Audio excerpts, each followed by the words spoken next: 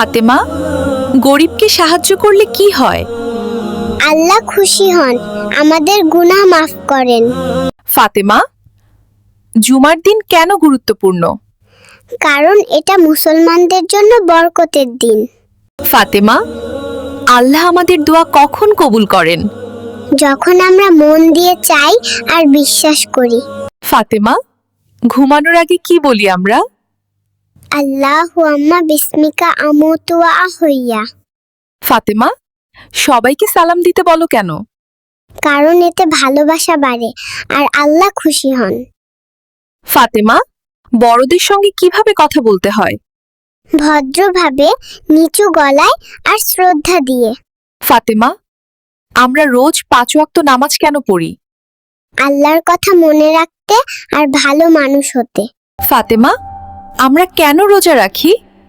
আল্লাহকে খুশি করতে আর নিজের ধৈর্য শিখতে।